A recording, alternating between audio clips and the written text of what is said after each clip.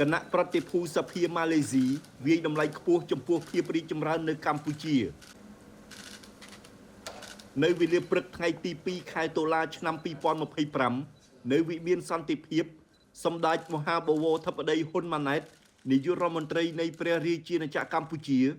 បានអនុញ្ញាតឲ្យគណៈប្រតិភូសហព័ន្ធសភាសន្តិភាពពិភពលោកនៃសភាម៉ាឡេស៊ី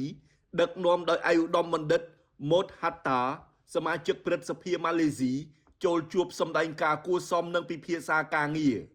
ក្នុងឱកាសនៃជំនួបឯកឧត្តមបណ្ឌិតម៉ូតហាតាបានថ្លែងអំណរគុណយ៉ាងជ្រាលជ្រៅចំពោះសម្ដេចបវរធិបតីដែលបានចំណាយពេលវេលាដ៏មមាញឹកអនុញ្ញាតឲ្យរូបឯកឧត្តមនិងគណៈប្រតិភូបានចូលជួបសម្ដែងការគួរសមនិងពិភាក្សាការងារនាពេលនេះ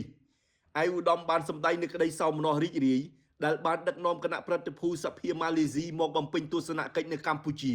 ព្រមទាំងបានកត់សម្គាល់នៅភាពរីកចម្រើននៅកម្ពុជាឯកឧត្តមបានថ្លែងអំណរគុណគណៈប្រតិភូសភាកម្ពុជាដែលបានអញ្ជើញចូលរួមមហាសន្និបាតអន្តរសភាអាស៊ានអាយប៉ាលើកទី46នៅប្រទេសម៉ាឡេស៊ីនាពេលថ្មីនេះ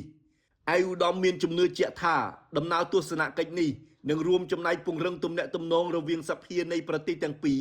ឲ្យកាន់តែរឹងមាំនិងពង្រីកទំនាក់ទំនងទ្វេភាគីម៉ាឡេស៊ីកម្ពុជាឲ្យកាន់តែស៊ីជម្រៅថែមទៀតជាការឆ្លើយតបសម្ដេចបវរធិបតីបានស្វាគមន៍យ៉ាងកក់ក្ដៅចំពោះឯកឧត្តមបណ្ឌិតនិងគណៈប្រតិភូសភាម៉ាឡេស៊ី